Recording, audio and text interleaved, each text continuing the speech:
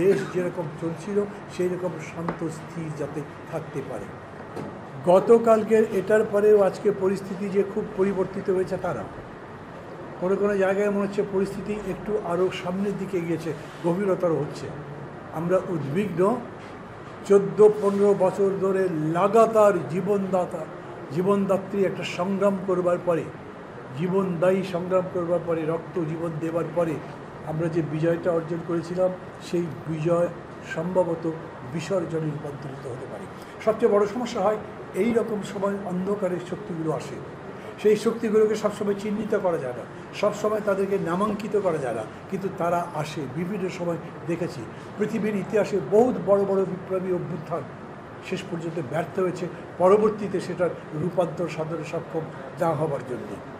এই কারণে আমরা আমাদের আজকের এই সংবাদ সম্মেলনে প্রথমেই বলতে চাই, যেহেতু এখন স্বৈরাচারের পতন হয়েছে, স্বৈরাচারের বিরুদ্ধে যে লড়াই আমরা করেছি, যে মানসিকতা নিয়ে, যে জঙ্গিত্ব নিয়ে, যে ত্যাগের মানসিকতা নিয়ে, আজকে এই মানসিকতা হবে এই দেশকে কনসলিডেট করার জন্যে, একটা গণতান্ত্রিক পলিটি নির্মাণ করবার জন্যে, একটা গণতান্ত্রিক সৌধ নির্মাণ করবার জন্যে।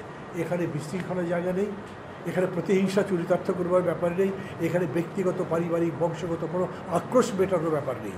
এই কারণে আমরা আহ্বান করছি দেশের আপামর জনগণকে, আমরা আমাদের জায়গায় যেন ফিরে আসতে পারি। দেশ যেরকম চলছিল সেই রকম শান্ত স্থির যাতে থাকতে পারে।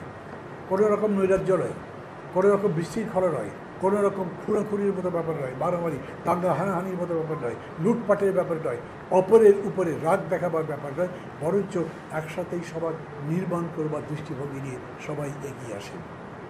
জানেন কি পরিস্থিতিতে সরকারটা বদলেছে? যিনি খুব দম্ভ দেখিয়ে বলতেন নিজের নাম উচ্চারণ করে, আমি কখনো পালাই না, উনি পালিয়ে গেছেন। যাবার সময় পদত্যাগপত্র দিয়েছেন প্রেসিডেন্টের কাছে, অটোমেটিক্যালি ক্যাবিনেট বাতিল হয়ে যাবেই, প্রেসিডেন্ট এটা গ্রহণ করেছেন। কিন্তু সংসদের অবস্থা কি হবে এই সম্পর্কে কোনো বক্তব্য উনি বলেননি। এরকম হতে পারত যে উনি একই সাথে সংসদ বাতিল করতে বলতেন এবং রাষ্ট্রপতি সংসদ বাতিল করে তারপরে সুপ্রিম কোর্টের কাছে একটা রেফারেন্স চাইতে পারতেন। এই অবস্থায় আমি গভর্নমেন্টের কী করব, করেননি। এবং যিনি রাষ্ট্রপতি আছেন বর্তমানে, তিনি নিজেও এই ব্যাপারে খুব পরিচ্ছন্ন নন। গতকাল আমাদের সঙ্গে দেখা হয়েছিল, কথা হয়েছিল, সে ব্যাপারে বলছি। আমি শুধু বলছি যে উনি নিজেও এই ব্যাপারে ভালো করে জানেন না, ফলে একটা শূন্য স্থান তৈরি হয়েছে।